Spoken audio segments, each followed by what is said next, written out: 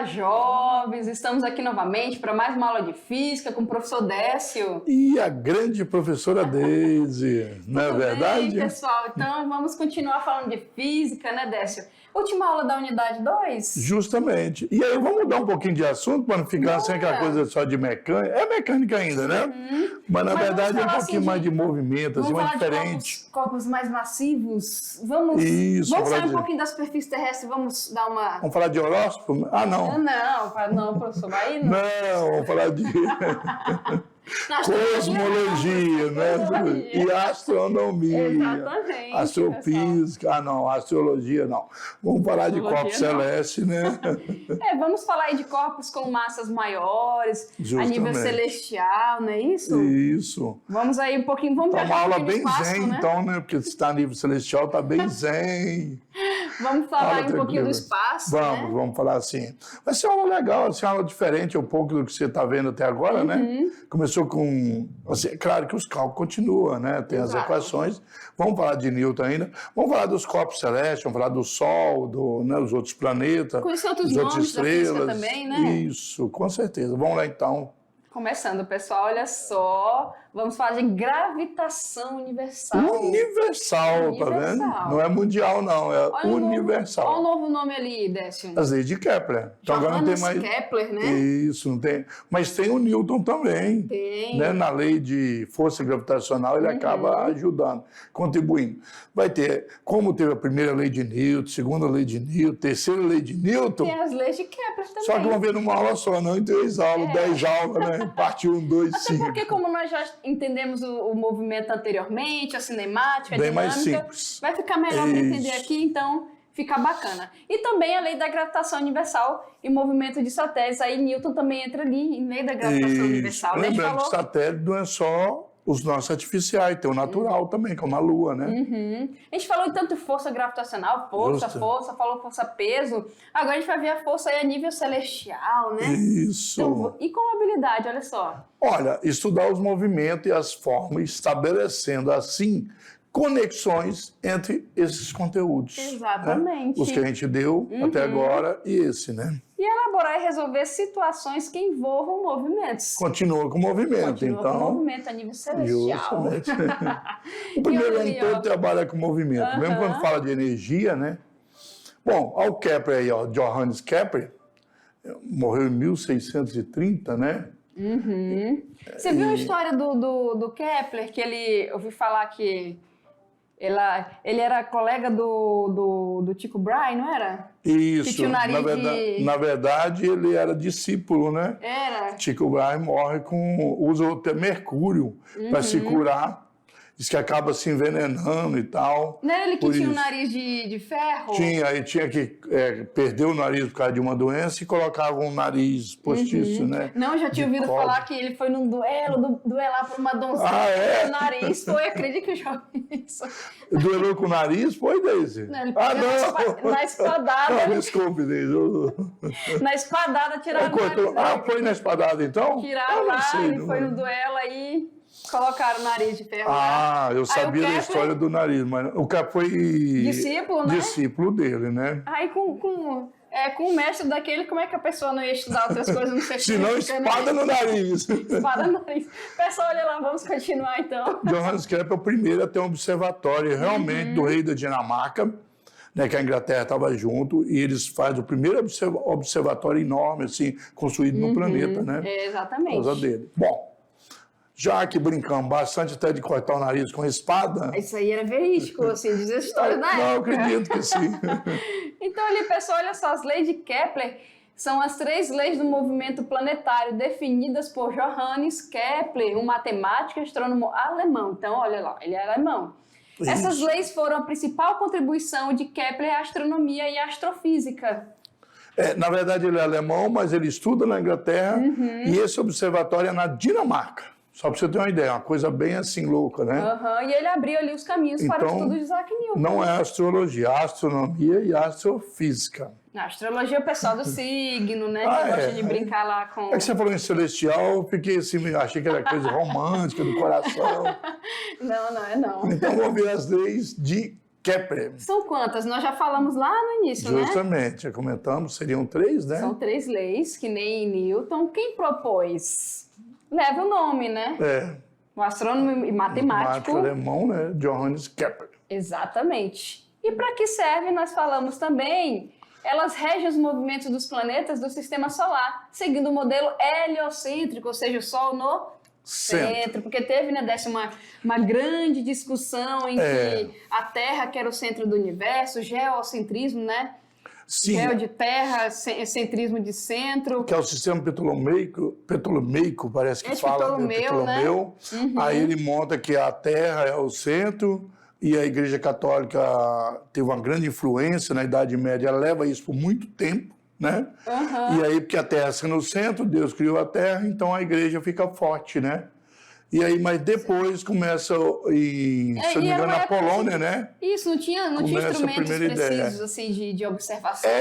Hélios, o próprio Hélios é sol, né, em grego, né? A palavra sol. Que exatamente vem da questão do hélio, que é um dos principais componentes, do né, sol, elementos, né? que é do Sol. Isso. Fechado? Então, o Sol como centro, né? Antes era geo, que é terra, né? Sim. Geocentrismo. Então, geocentro, que a Terra era o centro. Então, mudou essa ideia aí. Para heliocentrismo, o Sol no centro. Só que nós sabemos que o Copérnico, que é o primeiro a fazer isso, né, pessoal? Olha, dá uma olhadinha aqui. O Copérnico montou esse modelo, colocou o Sol no centro, mas colocou tudo em círculos em volta. Isso, as órbitas, né, circulares. E o Johannes Kepler percebe que os planetas não estão bem centrados. Uma hora está mais perto do Sol, outra hora está mais longe. Aí confunde um pouco com geografia, que pensa assim, quanto está mais perto deve ser o verão. Quanto está mais longe, mais frio, o inverno. Mas se você lembrar que no hemisfério sul, quando é verão, ao mesmo tempo no norte é inverno. Então, na verdade, não tem nada a ver. E nós vamos ver aqui por quê que o fato de estar perto não quer dizer que fica mais quente. Exato. Ou de estar longe fica mais frio. É isso aí, pessoal. Então vamos lá para a primeira lei de Kepler. Se liga ali na tela. Olha só. Enunciado, qualquer planeta gira em torno do Sol, descrevendo uma órbita elíptica, olha ali dessa elíptica, então, né? Na qual o Sol ocupa um dos focos. Então, não era totalmente redondinha como colocava... Deixa eu ver se a Deise aqui é boa para riscar, mas deixa eu ver se eu consigo riscar aqui. Opa! Vamos ver se eu consigo acertar aqui a minha caneta. Sim. Não foi dessa vez.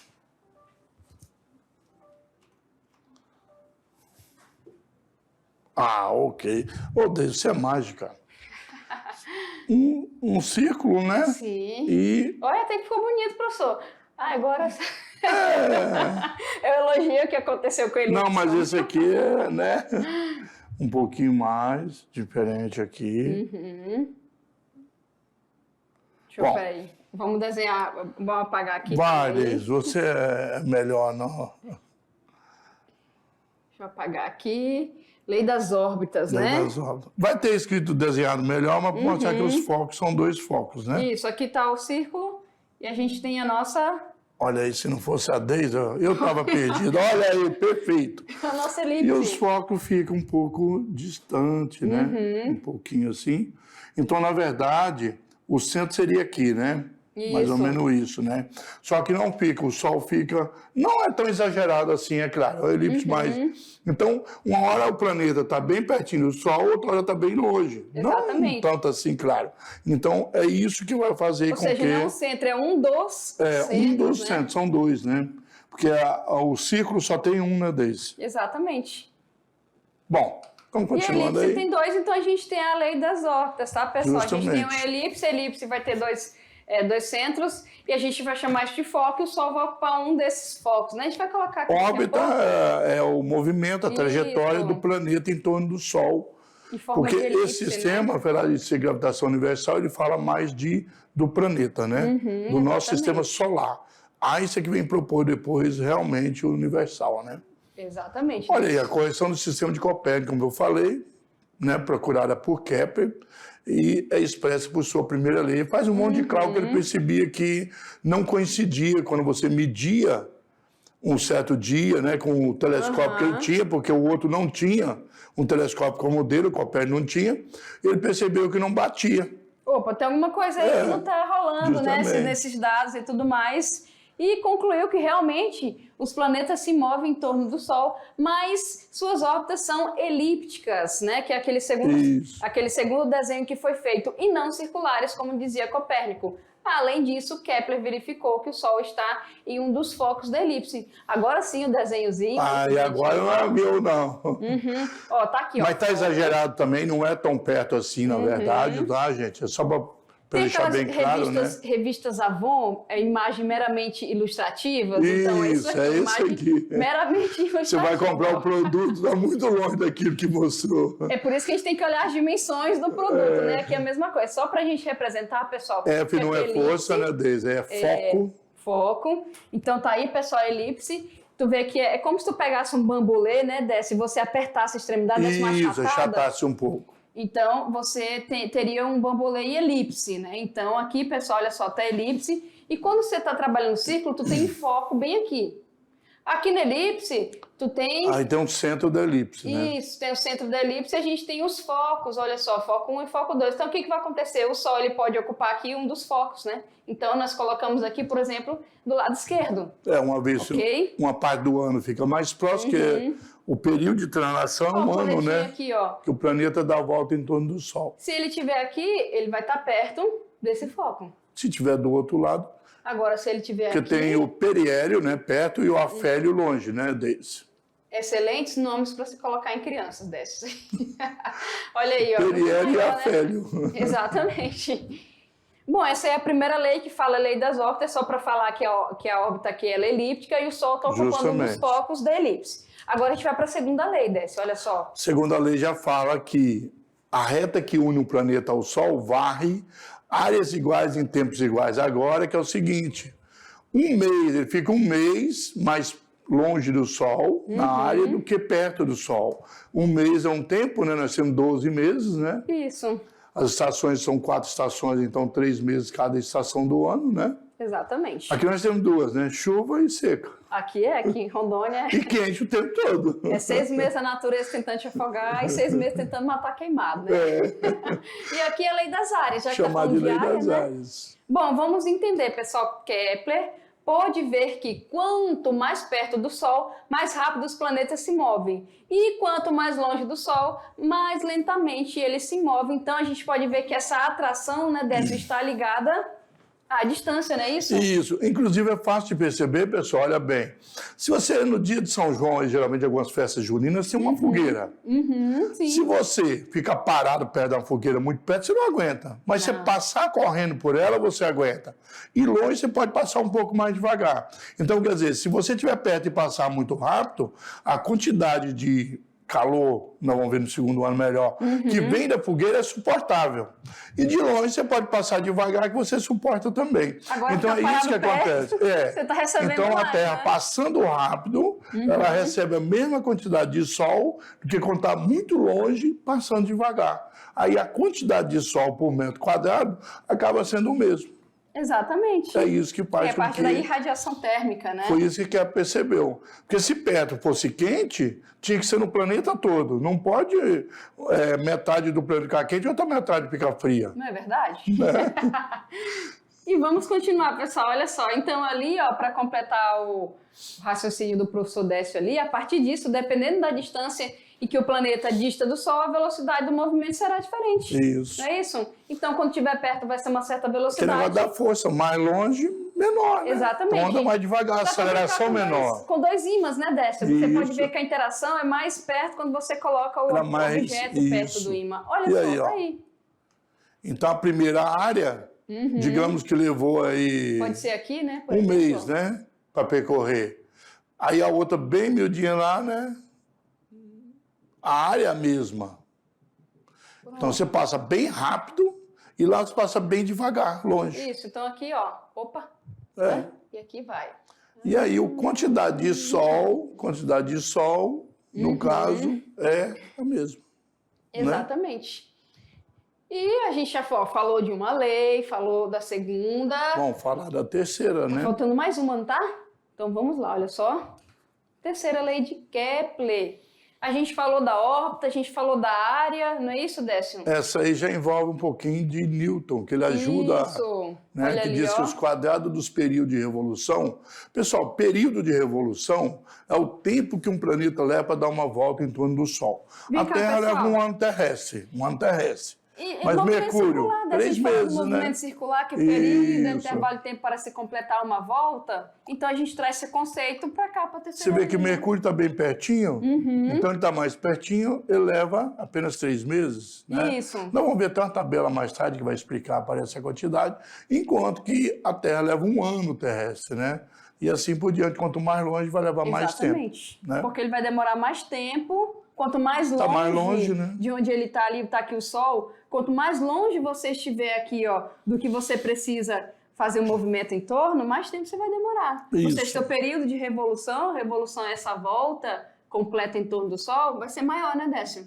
Justamente. Então, voltando lá, a gente diz que os quadrados dos períodos de revolução, né, o período é tempo para dar uma volta, né, ao quadrado, são proporcionais aos cubos dos raios de sua órbita, que é a distância média, no caso, a distância média, né, do Sol até o planeta. Chamar de lei dos períodos, porque período é tempo, né? Exatamente. Tempo de dar uma volta. O período é elevado ao quadrado e ali o raio é elevado ao cubo. Justamente. Certo? Lei dos períodos.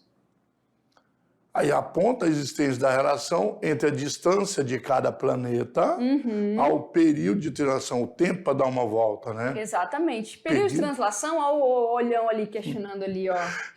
Descreve a volta em torno do Sol. Exatamente, porque a gente tem a rotação e a gente tem a translação, não é isso, Décio? Correspondente ao período de um ano, mas o nosso ano é o ano terrestre, cada um tem o seu ano, um ano de evolução, né? Exatamente. Tá, pessoal? Dá uma olhadinha, então. Ó, pessoal, tá aqui, ó. Imagine que pessoal, dá uma olhadinha aqui, por favor. Que tá aqui na minha mão, tudo bem que não é a Terra, mas vamos imaginar aqui que é a Terra, certo? Essa Terra tá bonitinha. Tá bonitinha, né? Então, olha só, nós temos que ela faz esse movimento em torno dela mesma. Deixa eu dar uma inclinadinha aqui assim, né, Décio? Pronto, ó. Também tem um movimento de inclinação, que é responsável pelas estações do ano, né? Exatamente. Aqui, pessoal, deixa eu virar para vocês. É o que ela faz em torno dela mesma. Agora, imagine, está aqui meu pincelzinho e o Sol. Além dela fazer isso, ela tem que fazer o quê? Esse movimento. Então, eu rotaciono e translaciono, certo? Tem muitos outros movimentos, na verdade. Geografia estuda vários movimentos, né? Essa inclinação que apresenta as estações do ano não é estudado em física. Rogério, isso. Né? Eles são feras no assunto. Então, existe translação, rotação, inclinação, e tem alguns outros que eu nem lembro o nome. São muitos Exatamente. Movimentos que a Terra faz. O principal é que o nosso é translação, né? Rotação só para nós... Tem o magnético, nós vamos ver no terceiro ano, que o eixo magnético muda, ele gira de até 15 graus, indo para um lado, para outro. Tem um monte, né? Exato. E agora, pessoal, olha lá, nós vamos ver uma matéria, não vamos? O movimento de rotação e translação. Se liguem lá, pessoal, para a gente entender um pouquinho. Olá! Você sabe como definimos o dia, a noite e o ano? Sabe o que é movimento de rotação e translação? Rotação é o movimento onde a Terra gira no sentido anti-horário em torno do seu próprio eixo. O giro completo dura 24 horas para ser concluído, sendo responsável pelo dia e pela noite. Quando um lado do planeta Terra está para o lado do Sol, é dia, e, consequentemente, do lado oposto, é noite. Já o movimento de translação é aquele que o planeta Terra realiza ao redor do Sol, levando 365 dias para completar a volta, determinando assim a sucessão dos anos. Além de ser o responsável pelo ano, é o movimento de translação que define as 4 estações: verão, outono, inverno e primavera, que ocorrem em razão das diferentes localizações da Terra no espaço. A Terra realiza ao todo 14 movimentos, mas são os de rotação e translação que possuem um efeito mais notório no nosso dia a dia e em nossas vidas. Boa aula e até a próxima! É isso aí, bonitinho ali, né? Excelente. O vídeo mostrando ali direitinho, a elipse, o movimento, translação. Melhor do que pegar o controle e ficar girando aqui. Poxa, não, mas é tudo válido, né? Só pra gente claro, ficar. Claro. Entendido, pessoal? Então, ali o vídeo a gente conseguiu ver e entender um pouco melhor. Falamos da terceira lei, agora vamos colocar a equação dela para vocês darem uma observada? Para não então, deixar sem nenhuma equação matemática, isso, né? Vamos lá, então. Olha ali, ó. Matematicamente, olha, a terceira lei de Kepler é descrita da seguinte maneira. Uma constante, né? O quadrado do período dividido pelo cubo do raio. É igual a uma constante. Exatamente, que Isso quer depende dizer da massa que do Sol, mesmo o né? Mercúrio que está muito pertinho, vai dar uma volta mais rápida, mas a distância é pequena.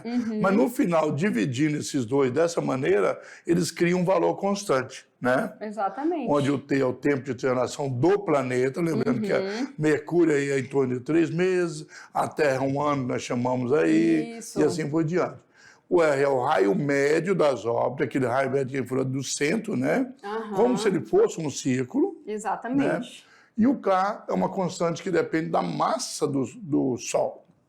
Isso, nós estamos falando do sistema solar. Se for uma outra estrela, tem que fazer um outro componente. Exatamente. Né? Aí, como a gente está falando do sistema solar, né, a gente tem uma tabela aqui, ó, para... Isso, olha aí, ó. O Mercúrio é só 0,2 o tempo, isso nós estamos falando de tempo terrestre, nosso, Exatamente, né? em anos, né? Então, aí é menos Isso, olha de aí. ano. 0,2 anos, correto? 2 vezes 2, 12, né? Isso. Nós fazendo 2 vezes 2, quase 2, mais ou menos 2,5 meses. Isso. Meses, né? O raio, em unidade astronômica, tá? Uma medida que a gente vai falar melhor depois, é de 0,37. Mas se você pegar esse valor, colocar aqui, esse valor e colocar aqui, no final dá 1,002. Exatamente, assim para os demais valores, Isso. né? Então você vê que aqui ali, mantém, né? Mantém um valor próximo de 1. É uma constante, certo? O Plutão é 248 anos, uma volta. Aí demora, hein? 248 anos. Quase a minha vida inteira. E Nossa vida, a vida dos pais, dos avós são mais para poder... A unidade astronômica é a distância da Terra ao Sol, 150 mil quilômetros, né? Milhões de quilômetros, não. 150 milhões de quilômetros, né? Isso. E nós temos que o Plutão está 39 vezes o valor da Terra. Mais de quase 40 vezes a distância da Terra e o Sol. É por isso que demora tudo isso, né, Décio, para Isso. dar uma volta. Essa tabela de relação entre período de revolução e o raio da órbita dos planetas mantém um valor constante. Então, o K de constante é para mostrar que se você pegar ali ó, o período ao quadrado, né? Aí depois dividir faz primeiro as potências, o quadrado e o quadrado, e você vai ter esses valores aí. Kepler deve ter lutado muito até chegar nisso, entender isso, né? Exatamente. Porque até descobrir que um ao quadrado pelo outro é o cubo é que dava uma constância. Ele viu que todos funcionam, para todos. Para todos. E sendo que as respostas destes, se aplicadas na equação, são todas aproximadas 1, a gente viu na tabela. Portanto, pessoal, a razão que a divisão entre os quadrados dos períodos de translação dos planetas e os cubos dos respectivos raios médios das órbitas será sempre constante. Justamente. Olha aí, ó, né, aproximadamente 1. Então, ele quebrou bastante a cabeça para poder chegar nisso Isso, daí, com certeza, né? Ele queria uma relação e descobriu, né? Exatamente. Ele queria uma relação, descobriu ali. Tem e aí ele pôde montar uma lei. No momento que ele descobriu, ele pôde montar uma lei. Né? Exatamente. Bom, a gente falou das leis de Kepler para entender um pouquinho sobre a órbita, sobre essa constante. Agora a gente já pode entrar naquela outra lei, Décio. Justamente. Gravitação, bora? Tem mais uma, né? Tem mais uma, gravitação universal. As leis de Kepler, aí o Newton vem colaborar. Vem colaborar, exatamente. Isso. Ao estudar o movimento dos planetas com base nas leis de Kepler, Newton estudou, que Kepler escreveu, né? Exato. Os artigos e tudo. Newton observou que, como elas descrevem órbitas em torno do Sol, devem estar sujeitas a uma força centrípeta. Olha, falamos dela, né? Justamente, já falamos conversamos dela sobre para falar isso. da aceleração centrípeta, né? Falando isso, Newton quis dizer que as leis do movimento elaboradas por ele seriam válidas também para os corpos celestiais. Exatamente. Ele elabora para os corpos aqui na Terra e percebe que poderia usar também Então, para os pessoal, vem corpos cá com nós celestes. aqui rapidinho. Lembra lá, a gente estava falando de dinâmica, que a força é má, né? Ela é uma massa e uma aceleração. E nós vimos que os corpos, quando eles estão em movimentos ali na vertical, próximo à superfície da Terra, até lançamento oblíquo, quando a gente estuda a vertical, nós temos a força-peso, que depende da massa do objeto que está perto da superfície da Terra e a aceleração gravitacional em qual ele está submetido, né, Décio? Que é o valor de G. Aí ele pensou, por que não levar isso ali para o celestial? A parte ali maior, com massas maiores. Então ali a gente tem interação também, né, Décio? Tem força de campo. Duas pessoas se atraem com uma força gravitacional também? Aí a gente vai ver que não, porque nós vamos ver que o que o Newton fez? A gente é atraído para o ser humano, né? Qualquer pessoa e tal, qualquer pessoa que esteja na superfície da Terra é atraída para o centro por causa do valor de G, certo? Por causa do valor de G. Aí o que vai acontecer? Mas um em cima, outro embaixo. Os dois estão agindo sobre o G, ué. Esse Décio inventa, hein?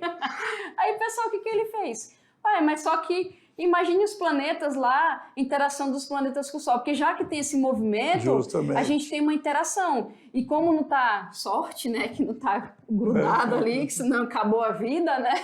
Então tá à distância, a gente tem uma força de campo, não tem uma interação à distância, e Newton foi estudar isso, não foi?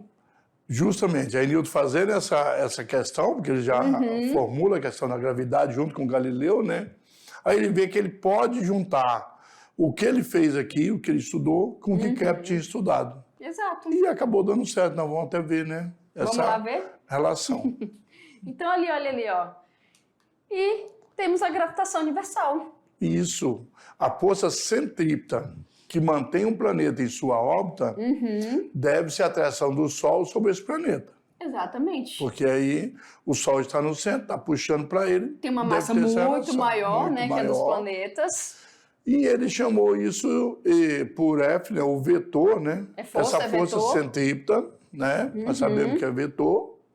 A força centrípeta aponta do planeta para o Sol, segundo ele, né? Então ele fala que ali o planeta está ali naquela trajetória elíptica, então a gente pode falar de movimento circular, né?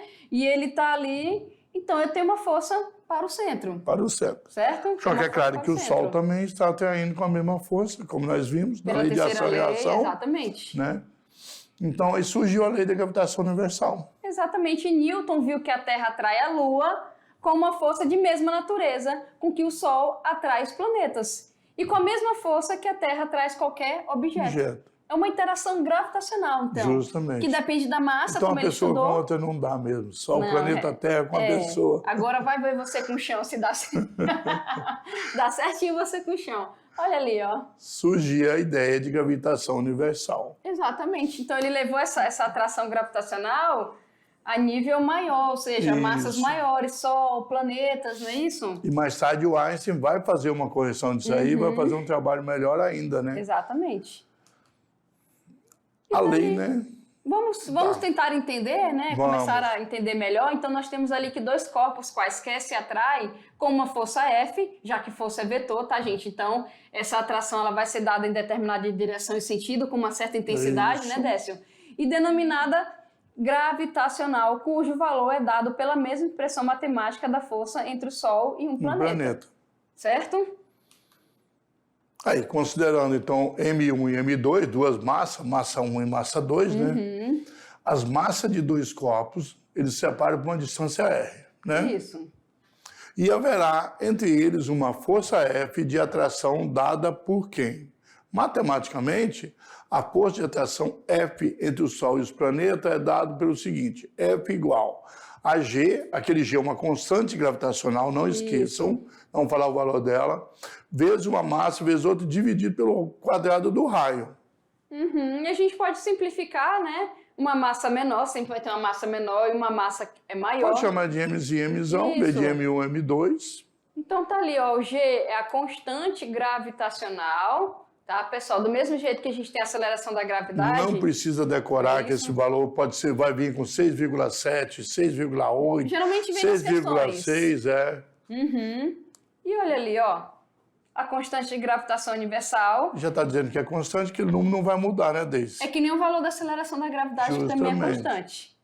no planeta Terra, né? Agora, ele é constante em qualquer planeta que você vai. Esse G é constante em qualquer um. E o G gravitacional depende do planeta que vai, o valor dele. A Lua é 1,6, não é um planeta, mas é um satélite, é 1,6. Júpiter já é enorme lá, é 22 mais ou menos, né? Na Lua? Não, Júpiter é 22. E ali, pessoal, olha só, agora se você for pegar Júpiter, Terra, qualquer outro, para estudar a relação pegando a lei da gravitação, que é aquela ali que trabalha com duas massas, ou seja, duas massas interagindo, o G sempre vai ser aquele valor ali. Isso. Aí tá ali M, a massa do planeta, M pode ser a massa do Sol, se você está trabalhando o Sol para algum planeta específico, né? Justamente. E R é o raio entre o Sol e o planeta, que seria uma distância, não é isso, Décio? A distância média, já que ele aproxima e afasta, né? Exatamente. E ali a equação anterior, pessoal, olha só prestando atenção nela aqui rapidinho, ó. Vamos ver só uma análise aqui rápida, pessoal. Olha, vocês podem ver que a gente tem aqui, ó, para indicar uma fração, né, Décio? Isso, a divisão, então, né? Esse aqui, ele vai ser multiplicado pela divisão dessas grandezas aqui. Então, você multiplica as massas e divide pelo quadrado. Isso quer dizer que essa força de atração ela é diretamente proporcional ao produto das massas, Isso. mas inversamente proporcional ao quadrado da distância. Isso quer dizer o quê? Se estiver muito distante, a força é menor. Exatamente. Né? Quanto mais distante os planetas estiverem... Se você analisando o Sol e cada planeta, o planeta pertinho tem uma força maior, o planeta distante tem uma força menor. Exatamente. Quanto maior a massa... maior vai maior ser a força também essa interação de atração. Maior, certo? E dá pra gente concluir isso daí, não é, Décio? Isso.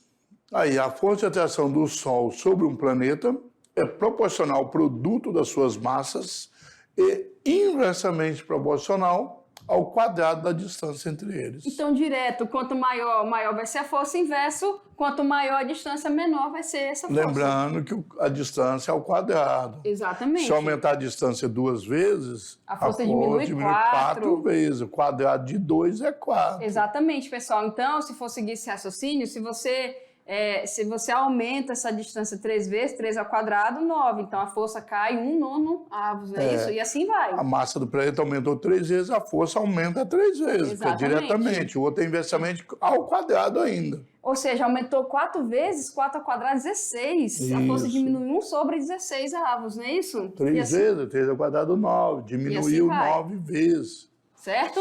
E ali, olha só. O professor Mac aí, já que vocês não estão vendo ele, mas é o professor, né? Mas a gente falou em satélite, que é a Lua, né? Um satélite, a gente tem satélites artificiais, mas o que é um satélite? Vamos fazer uma definição? Temos satélite natural, né? Podemos definir satélite como um objeto, né? Isso. Que se move ao redor de um planeta, descrevendo trajetória elíptica ou circulares. Exatamente. Elas nunca são, na verdade, circulares, né? Sempre tem um pouquinho de... A Lua é um satélite natural. Lembrando que a Lua é responsável pelas marés, né, Deise? Exatamente. Mas a gente tem que lembrar também, né, por quê? Por causa da força gravitacional. Isso, exatamente. Pessoal, olha bem, você acha que não, mas a água... Você pode ver que quando você derrama um pouquinho de água, ela não esparrama. Ela fica tudo mesmo da altura da mesa. Ela forma assim o negócio e vai empurrando uma onda. Você vê que tem uma alturazinha ali. Então, a água tem essa coesão entre as moléculas e a Lua consegue puxar o oceano todo. E aí, quando ela puxa o oceano, forma a maré alta e a maré baixa. Exatamente. Então, o alto existe... puxa está mais perto, né? E vai abaixo. Geografia estuda as marés, mas é bom saber que a força gravitacional da Lua, né, não consegue atrair a Terra, mas consegue atrair os oceanos. Vamos lá, então. Fechado, pessoal? Uma massa muito grande de água, né? E também tem os satélites artificiais produzidos pelo homem. Então, por exemplo, nossa aula que está sendo transmitida, graças aos satélites, né? Se você usa celular, se você usa internet, não desce. Tudo vem do satélite. Tudo vem do satélite. Então, toda a tecnologia, a transmissão de sinal vem graças aos satélites que são construídos, que são chamados artificiais, porque eles foram colocados lá no espaço pelo homem, né? Não pela natureza. Não pela natureza. Natural, natureza, artificial, homem, né? Exatamente. Ser humano. O movimento dos satélites ao redor de um planeta obedece às leis de Kepler e também a gravitação universal, porque a gravitação universal surgiu das leis de Kepler. A figura ali só para a gente, né? A gente fez a equação, a figura ali só para especificar. Já vimos antes a figura em centrípeta lá, ficou legalzinha, né?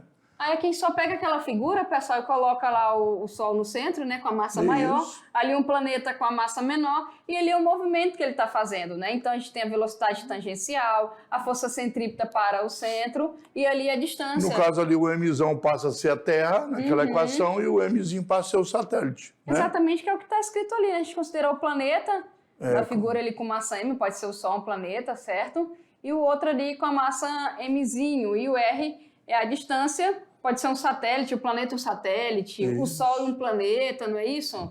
Então a gente pode, a Terra e a Lua, o que você quiser considerar, né, Décio? Lembrando que nós temos 2 tipos de satélite artificial, um que fica fixo em relação à Terra, ele gira levando 24 horas também para dar uma volta. Exatamente. E outros que têm movimento, são chamados de satélites espiões, né? São poucos, mas eles se movimentam no planeta, né? Exatamente. Não na mesma velocidade, não ficam parados em relação ao observador aqui na Terra.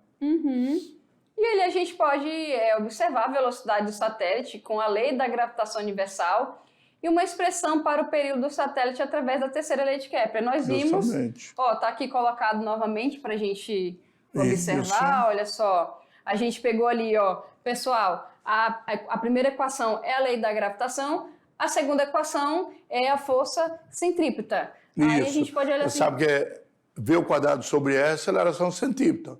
Então força é massa vezes aceleração. Isso, gente, massa vezes aceleração. Como aqui a gente está falando de centro, centrípeta. Aí lá do movimento circular, aceleração centrípeta... É V ao quadrado sobre R. Exatamente. Aí substitui aqui, certo? Lembrando que a força é massa aceleração, substituiu. E como a força é a mesma, né? A gente sabe que os 2 lados têm que ser iguais. Já corta, aí não depende do satélite, olha bem, corta a massa do satélite, não aqui, corta a massa do planeta. Simplifica aqui, sobra desse lado, sobra esse, e aqui sobra G vezes M, né? Sobre R. Então, ali vai sobrar o G, M sobre R, e desse lado sobra o V ao quadrado. Pronto, que tá aqui, Isso, só trocou de lado. Como o quadrado transforma em raiz, V é igual a GM sobre R. Tá aqui também, só para... Quer dizer que se você quer lançar um satélite, não importa a massa dele. Importa a distância que você quer. Exatamente. E ele precisa manter uma velocidade constante, porque é centrípeta, é uniforme, né? Mas precisa de uma certa velocidade, senão ele cai, né? A força gravitacional puxa ele. Então ele precisa dessa velocidade. Exatamente. Então aqui... é a velocidade... Quem vai dar velocidade? Os motores que tem de lançamento do foguete, né? Do satélite. Exatamente. Para poder lançar ele numa certa velocidade, para ele, se não colocar ele não consegue manter naquela órbita. Por isso que não é fácil lançar um satélite, né, Deise? É bem difícil. Então tá aqui a essa velocidade que lança ele lá tem que ser essa aí.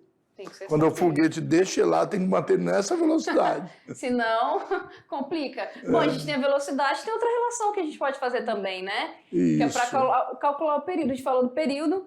Tá ali, por exemplo, o satélite representado por um pontinho preto.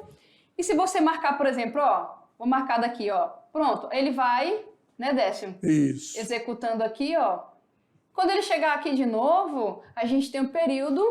Se é um satélite que a gente chama de estacionário, ele tem que ter um período de 24 horas. Então, quando você colocar ali, você precisa saber que distância que ele vai ficar, já que a massa da Terra não muda, a constante não muda, para ele ficar com 24 horas. Então, tem uma determinada distância. Exatamente. Aqui a velocidade de lançamento dele, aqui a velocidade do movimento angular, certo? Angular, porque vai dar volta, né, em torno da Terra. Isso, Então tá aqui, que é angular vezes o raio. Lembrando que angular é que vem com período. Justamente. Olha ali, Por isso que colocou aí, né? Aí substitui, tá bom? A gente faz aqui a substituição, Tá vendo aqui, substituiu, né? V ao quadrado, então fica ômega R ao quadrado, né? Exatamente. Aí, ômega 2π sobre T. Então vai ficar isso aqui ao quadrado vezes isso aqui ao quadrado. Certo? Olha aí, 2π vezes ao 2π. Quadrado é 2 ao quadrado, 4π ao quadrado. R ao quadrado, T ao quadrado. E aqui continuou. Aí o R vai poder passar para ficar um cubo, Por isso que o R aí... A gente quer chegar aqui, né, Décio, nesse caso, olha só. E aparece a terceira lei aí, Se você quiser separar o T, igual não separar... Se você passar o R ao cubo, lembra que é o quadrado do período, né? Igual ao cubo do raio médio. Olha aí, Então, quer dizer que 4π² vezes a massa do planeta é uma constante. Olha isso, ou seja, para achar, o pessoal vem conosco rapidinho, para achar aquele 1, aproximado 1, também pode se jogar ali. Justamente. Que veio lá do movimento circular, que nós estudamos da gravitação que é igual universal. a 4π² vezes m, por isso que ele se repete. Exatamente. Né? Bacana, né? Acho que deu para entender a relação legal aí. Mas daqui a pouco a gente volta dessa com o nosso Resumex. Nosso Resumex. Isso Até daqui aí. a pouco, pessoal.